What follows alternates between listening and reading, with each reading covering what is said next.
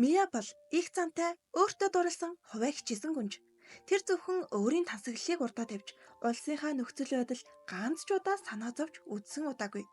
Харин амьдралд оройтож цөхөрсөн арт түмэн эцэст нь бослог гаргаж хааны гэр бүлийг унгааснаар Мияг цаазаар авна. Гэвч тэр нүдээ нээхэд 8 жилийн өмнөх үе рүүгээ эргэн ирсэн байв. Яг бүх зүйл суурьхээс өмнөх цаг үед хуучин амьдралаасаа сургамж авсан Мия энэ удаад түүхийг өөрчилж өөрийгөө мөн улс орноо аврахаар шийднэ. Гэхдээ тэр үнэндээ арт түмнээ биш, өөрийгөө аврахын тулд л сайн хүн шиг аашилж эхэлдэг. Ингээд хүмүүс түүнийг ухаалаг, зөөлөн зантай гүнж гэж бодож, дааган дуурайж эхэлнэ. Ихэнхдээ түүнд зүгээр л аз таарч, санамсаргүй байдлаар баатар мэд харагддаг. Цаазлуулсан гүнж өнгөрсөн рүү буцаж өөрийгөө болон улсаа санамсаргүйгээр хэрхэн яаж аврах хөгжилтэй дүүхийг та нартай ярьж өгье. 3 жилийн турш хоригдсан гүнж цаазын давцан дээр гарахаар алхах үедээ яагаад ийм зүйл болчих вэ гэж бодно. Ард иргэдэн түүнийг үзэн ядаж үгийн муухайгаар зүхнэ. Мия гүнж цаазлууллаа.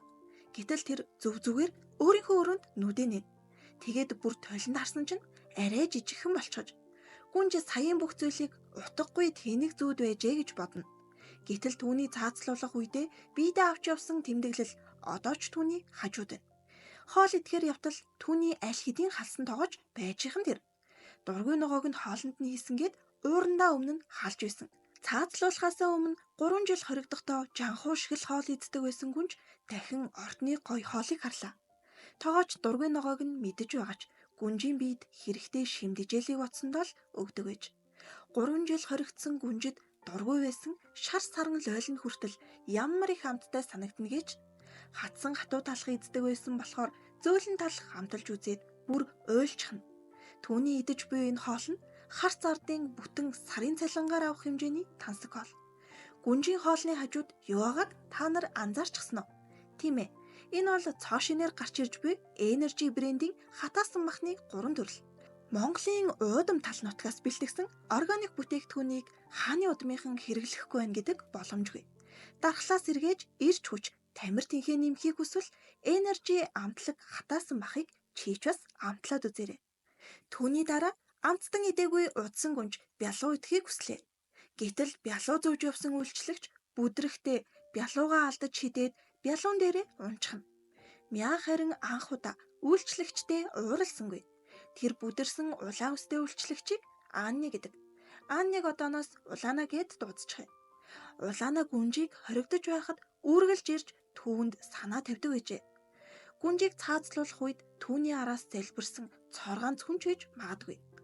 Улаанад талархсан сэтгэлээ илэрхийлэхээр гүнж түүнийг дэрэгдээ байлгаж хувийн үйлчлэгчээ болгохоор шийднэ.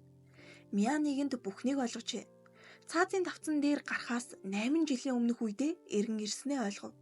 Мия үйлчлэгчтэй иргэдийн эздэг амттанг авч ирэхийг даалгалаа.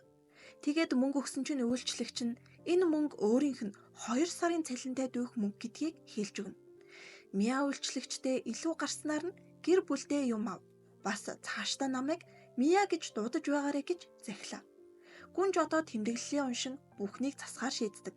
Түүний тэмдэглэлд бичснээр ойрын хэдэн жил Тиармун эзэнт гүрэн санхүүгийн хямралд орж улс ган гачигт нэрвэгдэнэ. Улмаар иргэд бослог гаргаж хөрш орнууд ч дагаад бусна.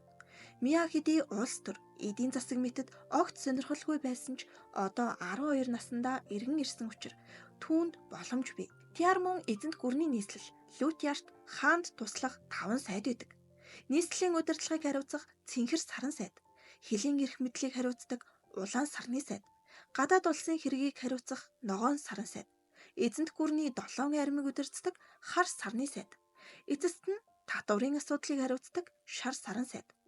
Мияд улаан үст үйлчлэгчээс нь өөр бас нэг үнэн чалбат байсан нь татвар хариуцсан Людвиг байжээ. Түүнийг эцсээ хүртэл хааны гэр бүлийг аврах гэж улсаа буцаан хөл дээр нь босгох гэж ажиллаж ирснийг нь Мия мэднэ. Гэхдээ тэдний анхны учрал Мияд нэг их таалагдж байгаагүй. Мия сайдыг тэнэг 4 нүдэд гэж нэрлэжээ. Анх сайдтай уулзахдаа тэр гүнжид хандан хааны гэр бүл дэндүү үрэлгэн талаар сануулж хэлээд уурлуулж байсан. Тэгээд ч зогсохгүй улс орны эдийн засаг, гадаад харилцааны талаар бүтэн лекц шахуу юм уншиж байсныг нь харин энэ удаад Гүнж өөрөө түүнд эхлээд хэллээ. Тэгсэн сайд гүнжийг үнэхээр оюун ухаан төгснэг юм байна гэж бишрээд өвдөг сүгтэн. Гүнж өөрт нь тусалж байхыг үүрэг болгоход сайд уламл гайхширлаа. Өөрийн мэдлэгтэй багталгүй. Албатуудынхаа үгийг сонсохыг хүсдэг ямар гайхалтай нэгэн бэ гэж бодно. Ингээд Мя гүнж улаанаагаас гадна өөр нэг шилдэг хамтрагчаа олж авлаа. Гүнж тэмдэглэлээ нээхэд зарим нэг бичвэр нь өөрчлөгдсөн байдаг. Өөрөөр хэлбэл дөрвөн нүдтийн тусламжийг авснаар ирээдүйд өөрчлөлт гарах нь тэмдэглэлээр бичигджээ. Гэвч эцсийн цэгт цаазын давцанд очих нь хэвээрэлэдэг.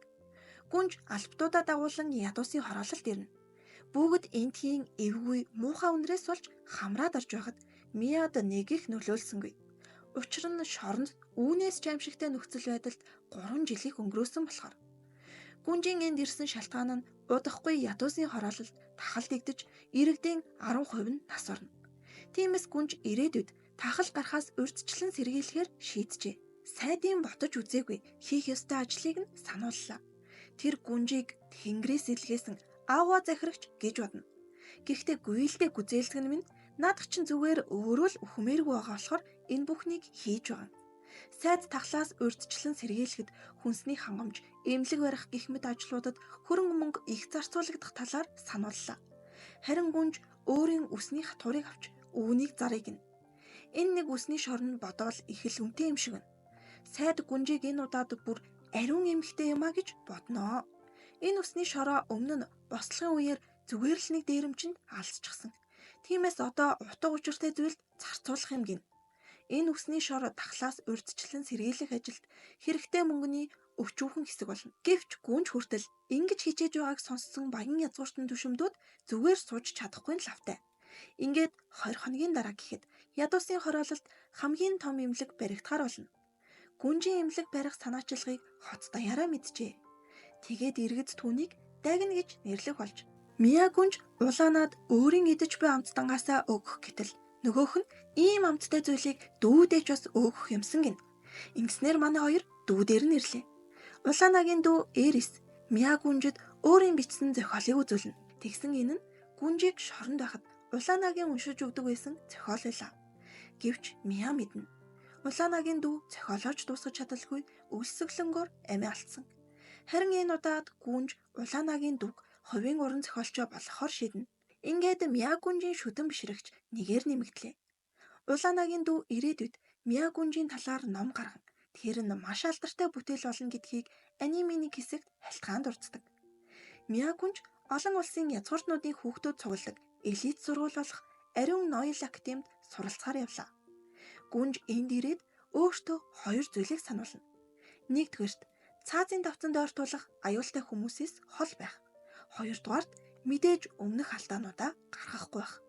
Тэр энэ бүхнээ бодож яваад ядуу язгууртны охин болох Тионаг олж харна. Өмнө нь Мия түүнийг ихэд дээрлэж байсан ч Тиона харин улсынхаа иргэдийг бослог гаргахад манлайлан оролцож түүнийг цаазын давцанд хүргэсэн. Одоогийн энэ амьдралд дээрлэхүүлж буй Тионад Мия туслана. Гүнж улсынхаа бүхий л иргэдийг хайрладаг. Зэрэг зэнда баян ядуу хамаагүй учраас хүнд ч дээрлэхүүлэхгүй гэж хэлээд тэнд байсан бүх хүнийг алмайруулж орхилоо. Ингээд өмнөх үеийнхээ дайсныг өөрийн талын хүн болгох ихний алхам амжилттай. Өөрийнхөө крашт хүртэл танигдаад авлаа. Бас академийн сурагчдын зөвлөлийн дарга Рафинад танигджээ. Өмнөх амьдралдаа яаж ч хичээсэн ойртож чадаагүй. Түүнд дорд үзэгдэж байсан. Харин энэ удаад түүнээр эзэнт гүрний гигэн ухаанд гүнж гэж дуудуулна. Мия академид ирээд хэрэгтэй холбоотнуудтай болох ёстой гэж шийджээ. Улаанаагаас зөвлөгөө авч манай хоёр залуу эрх дахь төлөвлөгөө зохиолоо. Гүнжийн бай бол Абель ханхүү. Тэр Миягийн ангийн хүүхэд бөгөөд цэргийн хүч сайтай Ремно улсын 2 дугаар ханхүү. Түүнийг байга болгож буй шалтгааны нэг нь 2 дугаар ханхүүгээс хойших хүн байснаар хүргэн болгож улсдаа авчирхад боломж их. Харин өөр нэг шалтгаан бол цэргийн хүч сайтай улсын ханхүү байснаар хизээ нэгэн цагт аюул учирсан үед туслалцаа болно гэж найдаж байгаа гэх. Гэвч төлөвлөгөө ёсороо Абель ханхүүгийн урд явж байхдаа алчуураа унгасан ч болсонгүй. Тэр ханхүү нь их хөнгөмсг хүн юм гин. Охин алчуур хоёрыг зэрэг харвал охин руу төрүүлж хөдөлдөг гин шүү. Харин Миягийн унгасан алчуурыг өөр нэг хүн олж харлаа. Тэр нь Миягийн өмнөх краш болох Санкланд улсын хунтайж Шион. Тэр алчуурыг нь өгснөө Мия гүнжээс маргаашийн шинэ элсэгчдийн үдэшлэгт хамт оролцох хүнийг олсноо гэж асуулаа. Мия өмнө нь бол дуртаяа шууд зөвшөөрөх байсан ч одоо бол өмнөх амьдралынхаа дайснуудаас хол байхыг хүсэж байгаа. Ямар хариулт өгөхөө бодож ядаад зогсож байтал нь түрүүний Абель ханхуг хахан чирээд явж байхыг хараад даадгүй чихнэ. Абель ханхугийн ах нь дүүгээ алгадаа зогсож байна. Бахархалт Ремно хааны удан байж элдний бэлтгэл хийхийн оронд охидтой орооцолтлоо гэж зэмлэнэ. Гэтэл ах дүүсийн маргаан дундуур Мия орчлоо. Ахынх нь өөдөөс нэг их сүртэй сөрөлгүй жоохтой нэгэд үдэшлэгт хамт бүжиглэх хүний маань нүрийг ингэж болохгүй шүү дээ гэж хэлээд өөрийгөө танилцуулна. Мия олонний өмнө Шион хунтайжийн бүжгэн урилгаас татгалцсандаа багтай наргагүй баярлаад явж байна.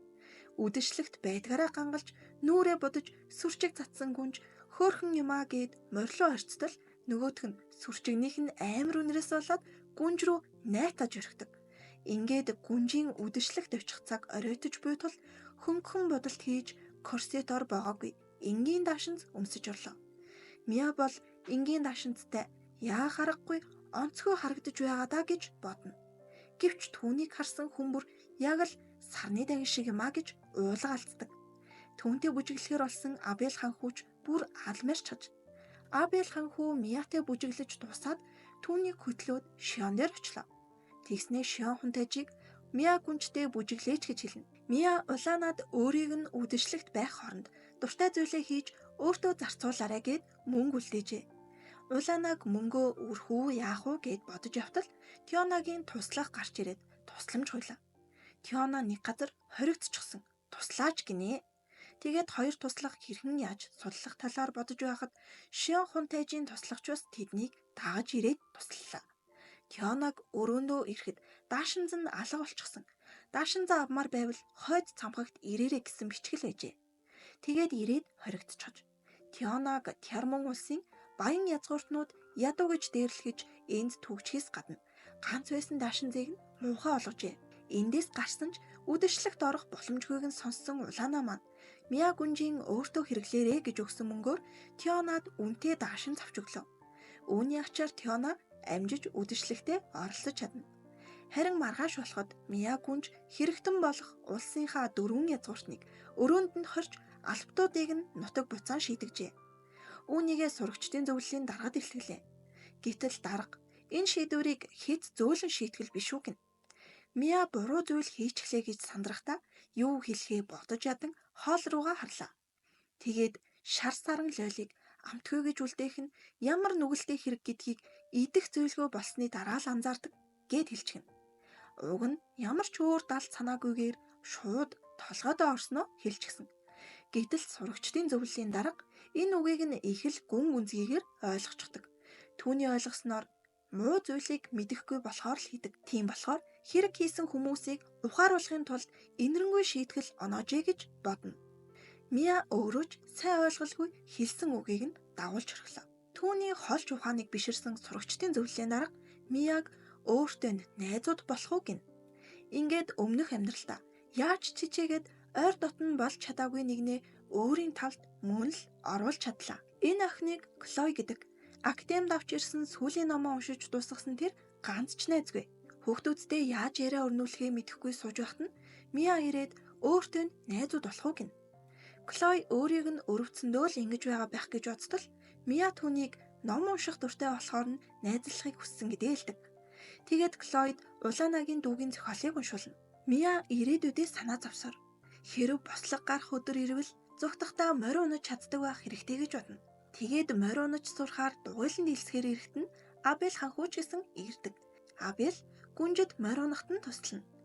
Мия Абелаас чанга тэрвэрч явсан ч Улаанаг харж дуудах гээд гин алдахдаа мориноос онцгдаг. Нүдээ тасайнаад нийтл түүнийг унахад Абель хамгаалаад доор нь ороод унжээ. Хоёулаа бие биесээ хичээдэл нэг тийм бяцхан хайр дурлалын уч хүсрээд байгаа болтой шүү. Манай хүн олон ч найз танилтай болж байгаа юм чинь ирээдүй өөрчлөгдсөн байх таа гэд тэмдэглэлээ хартал өөрчлөгдөөгүй байдаг. Удахгүй академийн элдийн урлагийн тэмцээн болох гэж байгаа гин. Энэ тэмцээн дээр нь охид таалагдсан хөвгүүдтэй хоол бэлдэж өгдөг. Мия гүнж Тио нар хамтран Шион, Абель хоёрт хоол хийж өгөхөөр боллоо. Шион хунтайжийн туслахад нэг л муу совин төрөөдөө харна гүнжийн хоол хийж буйг шалахаар очино. Тэгсэн нээрэл амар юм болж байна. Гүнж маш том, морин хэлбэртэй гурил бэлдээ тавьчихжээ. Хүн шиг хоол гэдэг шиг морь шиг хоол биелцчихсэн байдаг шүү. Тиона харин яг л амтан хооллох гэж байгаа айтай баахан ногоо хэрчээ тавьчихсан байдаг. Тионагийн туслах болохоор нэлээд том махыг сургуулийн хашаанд гал төлж байгаад болгоод аваад иржээ. Хүй нэгдлийн үе муу хашаа. Энэ аимшигтай зүйлсийг төвчж чадаагүй Шион хунтайжийн туслах огтд хоол хийхэд нь туслахаар шийдэндээ. Тэгээд хачиртай талах бэлдэх зааварчилгаа өгнө. Миа гүнжиг дөрвөлжин талах бэлдээд өгөөч гэтэл нөгөөх нь аврах том морио жижигрүүлээд баахан жижиг морь бэлдээд аваад ирд юм да. Шионы туслах уг нь амар уралмаар байсан ч хичээж байгаа гүнжийн сэтгэлийг нь ботоод байгаамаа чавс. Ингээд манай хэд тусгай морин хачиртай талах бэлтлээ. Маш их тусалсанд нь Миа гүнж талархлаа илэрхийлнэ. Харин Шионы туслах кейсвүүдэд язгууртан хүн ингэж талархлаа илэрхийлж байгаа нь гайхалтай санагдана. Ингээд элдийн урлагийн тэмцээн эхлэх төглөө. Абель ханхүүгийн ах нь ирчихсэн. Бас л дүүгээ дээрлэхэд хэлдэг. Абелийн эхний өрсөлдөгчөөр энэ гайтай аханд хараад тогтой явахтэй. Ах нь шууд ялан мална гэд галзуурч өглөө. Харин Миа Абельд хандан заавал ялаарэ гэж урам өгнө. Ялчхаад идэх өдрийн хоол илүү амттай бидтэй гэж хэлдэг. Тулааны үеэр ах нь Миаг доромжилсоор байлаа. Үүнийг төвчээгүй Абель хамаг хүчээ гарган анхудаа ахыгаа ялч чадна. Ингээд өдрийн хоолоо эцгэлээ. Дараагийн тулаан Шион Абель хоёрын хооронд болох нь. Абель Миагийн дэмжлэгээр эрс өөрчлөгдөж буйг Шион анзаардаг. Абель бүх хүчээрээ ялахыг хичээж байлаа. Гэсэн ч бороо орсноор нөхөрсөг тэмцээн зогсно.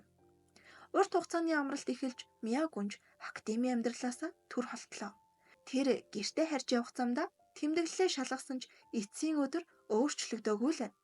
Тэмдэглэлт бичснээр ган гачгаас үүдэлтэй хүнсний хомсдол үүсгэх нь том аюул дагуулах бололтой. Миа гүнж номын хорхойтон Клой найзынхаа 8 ачин аавыг дуудаж уулзлаа.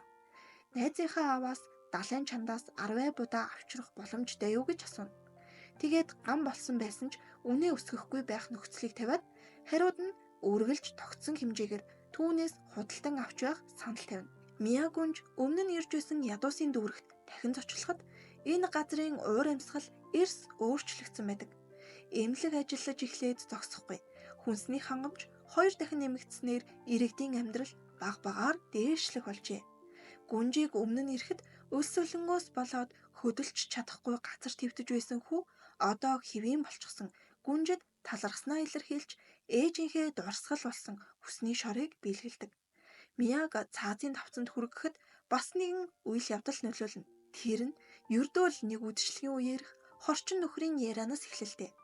Берман гүн гих хүнд нэг хүн ингэж хэлж байна.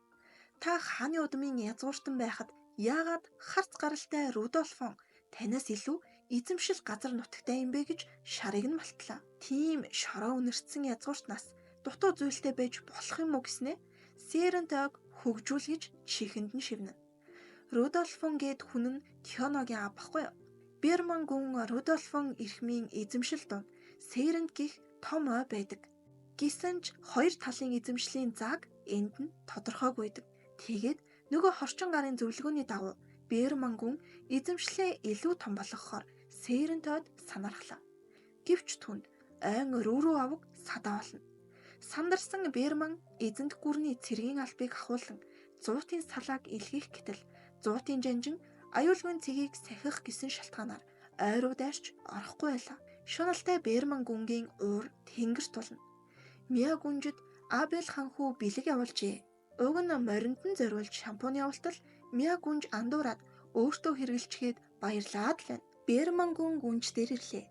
Тэр Сэрэнтэйг нэг хөгжүүлэх зөвшөөрөл авахар иржээ. Тэгсэн Миа гүнж би яг одоо тэрээд очиж үзмээр байна гин. Миа угаасаа юу болоод байгааг туршлагатай хүн болохоор мэдж байгаа штэ. Тэгээд албаар Рүрү овгийнхонтой нөхөрлөд авъя гэж бодоод явж байгаа.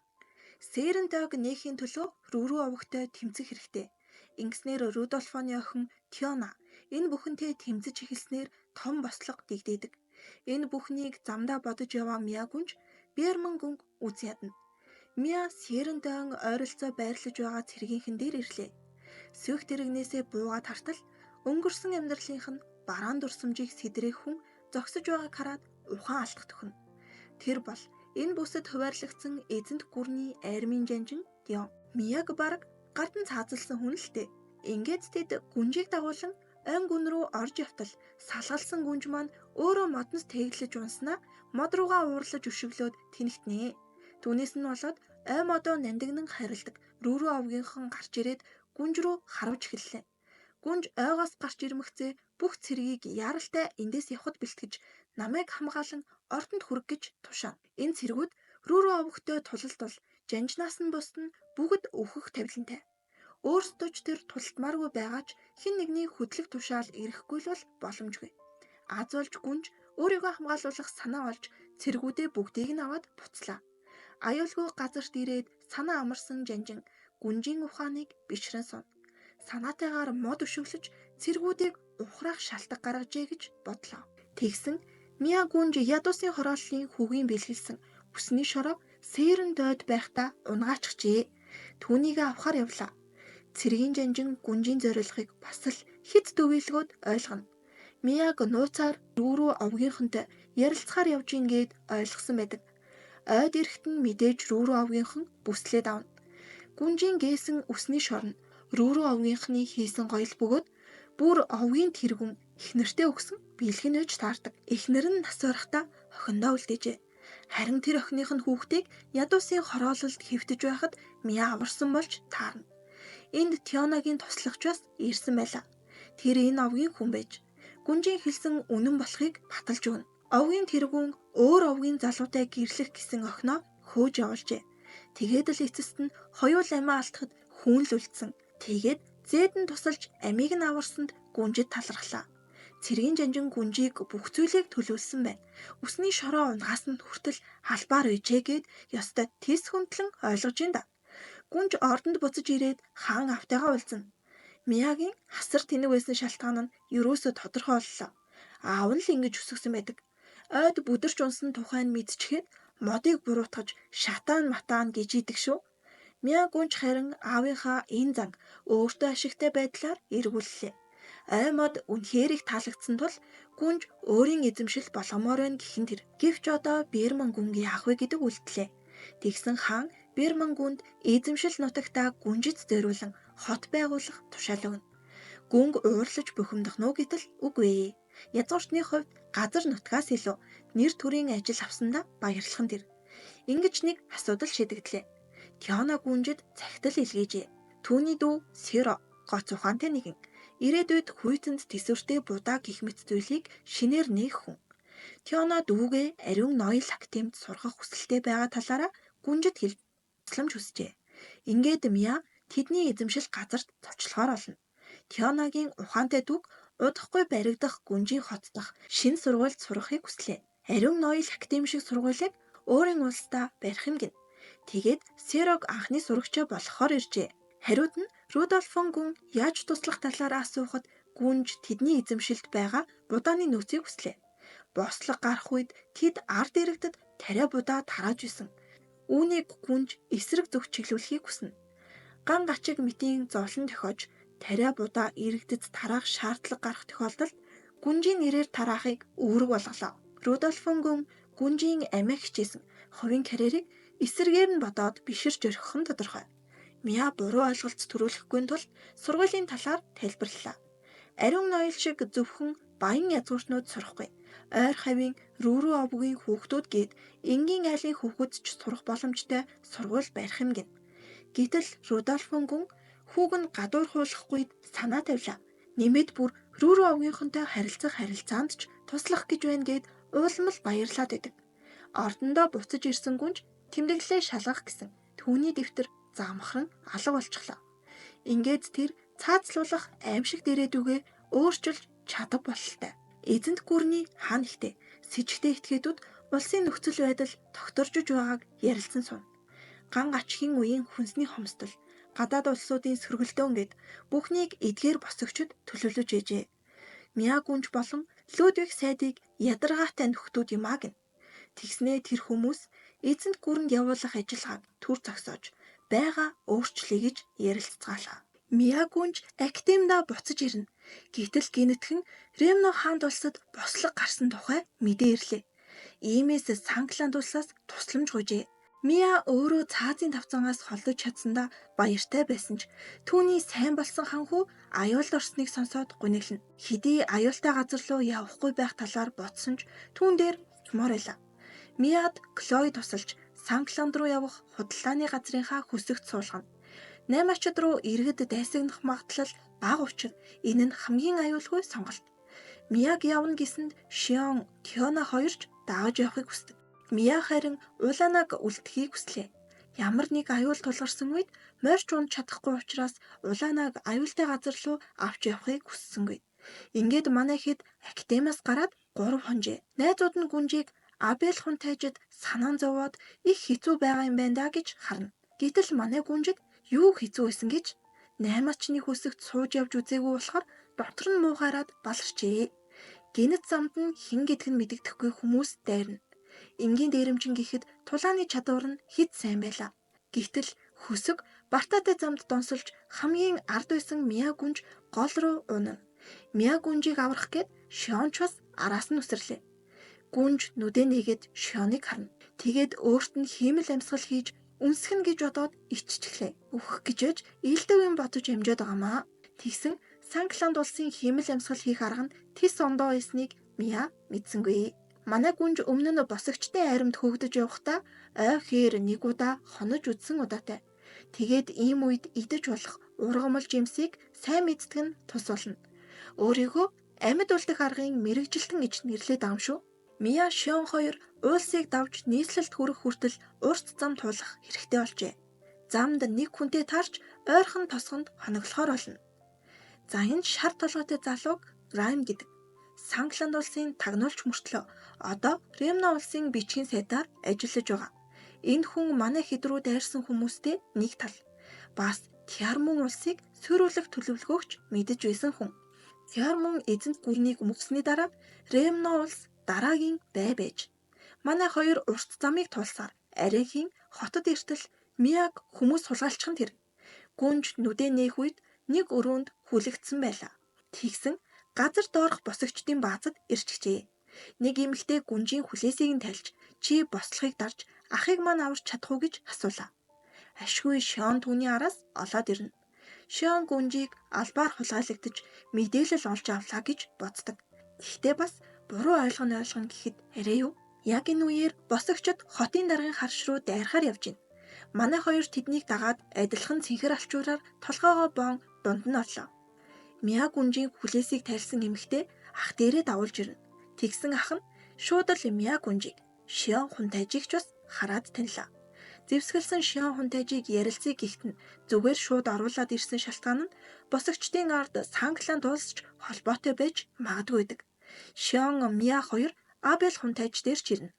Тэгсэн Шион гэж нэгэн Абелтэй дуусгаж амжаагүй байгаа тулаанаа дуусгахыг хүсдэг. Абелч зөвшөөрлөө. Дайн дажин болж байгаа юм шиг хоорондоо тулалдаж энтер. Ашгүй Миагийн туслах жанжин ирснээр балай хоёр хуцааныг зогсоолоо. Улаанаас сайд хоёр ч мөн жанжиныг даган иржээ. Миа Санкландын цэргүүдэд хандан үг хэлэх болоход сандарсандаа хилээ хазаад хүмүүсийг нээлгчихнэ. Энэ бүх хорон үеийг хийж буй хүмүүс Санкланд улсыг ч дотроос нь хагаралдуулахыг зорж байгааг Миа ойлгов. Миа Абел ханхүү болоод Ремногийнхноос цэргүүдээ буцаахыг хүслээ. Гэвч хотын захиргаа босогчдод эзлэгдсэн. Мөн босогчдын хүсэж буй татварыг бууруулах боломжгүй гэдгийг хэлдэг. Миа энд ирэхээс өмнө босогчдтой санаандгүй таарчихсан болохоор босогчдын шаардлага татвар бууруулах биш гэдгийг мэдэж байгаа. Босогчдын шаардлага бол ерөнхий сайдыг шоронгоос суллах гэдгийг хэлж өглөө. Тэгэхээр босогчдыг төрхөрсөн хүмүүс хоёр талд худал мэдээлэл дамжуулж хагаралдуулж байгаа нь тодорхой харагдана. Ерөнхий сайдыг хоригдсон тухай Абел ханхүүч мдээгүй байлаа. Энэ үеэр манай хоёроос зам салсан Шионы туслах Тиона хоёр шинэ мэдээтэй ирнэ. Удаан хугацааны дараа Миа Абел хоёрт хоёулахнаа ярилцах боломж гарлаа. Абел гүнжийг Шион хунтайжийг нэрээр нь дуудаж байсанд харджээ. Үүнийг ойлгосон Мия түүнд бие биеэ нэрээр нь дуудаж бай гэж хэлнэ. Шион хунтайж бүх хэргийн ард улсынх нь тагнуулын алба байсныг олж мэдснээр Мия болон Абель ханхугээс уучлалт гуйлаа. Өмнөх үеийн өөрийнх нь цаазлуулсан шалтгаанч тэд байсныг Мия ойлгоно.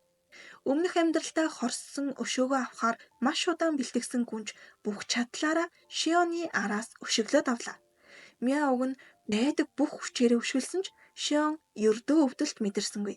Тэгсэн нөгөө Шион ч бас л хөндлөн ойлгочихно. Бусдын нүдэнд гисгээл хүртээж буй мэт боловч намайг өвтгсөнгүй гэж. Тэгээд цаашид Мия шиг болохоор эрс шийднэ. Шудраг ёсны төлөө тэмцэхдээ Мия түүнийг өршөөсөн шиг бусдыг өршөөх хэсгээ тунгаан боддог байх ёстойг ухаарлаа. Зөв. Ер нь Миягийн буруу байсан ч хэлээ. Бас цаазаар авна гэдэгт арай харигсалтай. Мия бол өшөглүүлчгээд талархаад байгаа залуу хүүг хараад гайхна. Манай хэд Ремногийн ерөнхий сайдын хоригдож байгаа газрыг оллоо. Бас энэ бүхний ард байсан хүмүүсийг олоод бүсэлж авна. Улаанаа гүнжийн араас ирэхдээ нөгөө алдарт морины шампуныг нь аваад иржээ. Тэрийг харсан гүнж баярлана. Уул нь морины шт. За яах. Тэгсэн салгалж явжгаад барилгын зойрны шатаар унаад тэндээ хамгийн том хэрэгтэнтэй таарчихдаг. Энэ Жэм гихч нөхөр Мияг барьцааны хүнээ болгох гэж үзнэ. Гүнжийг хэтэрхий их хайгаад шээчглээ гэж бүгд бодлоо. Гэтэл нэг хүн түүнийг тэгээгүй анзаарна. Түрүүн унахта морины шампунаа асгаад хаалцсан штэ. Мия зутах гэж гүйхдээ шампун дээрээ гიშгэж халтраад нэг хөлөөрөө гэмт хэрэгтний эмзэг газар руу тэрээ тажчихнаа. Их амархан шидэгчлээ шүү. Шион Абель хоёроос гүнж ингэж гойно. Тэдний амийг өршөөгөөч гэдэг. Бүгд л түүнийг инэрэнгүй шийтгэх гэж байна. Эсвэл ард нь байгаа бүрч том бүлэглэлийг олох гэж байна гэх мэтээр янз бүрээр бодно. Гэвч Миягийн бодож буй зүйлийг та нар бараг мэдж байгаа да. Хэрв цаазлуулчихвал Мияд ирсэн хоёр дахь боломж шиг тэдэнд ч бас боломж гараад ирнэ л гэж бодож байхгүй юу? Мия өгөхийг хүсэхгүй байгаа. Гэхдээ өгөхлөөс илүү хүсэхгүй байгаа нэг зүйл нь одоогийн амьдралаа байгаа бүхнээ ойр дотны хүмүүсийн алдахыг хүсээгүй юм. Ингээд бүх зүйлийн учир шийдэгдэж бүгд амар сайхандаа зарганаа. Бичлэг таалагдсан бол лайк болон subscribe дараарай хөрхнүүдэ. Түүгээр чинь л урам авч ажиллах юм штэ.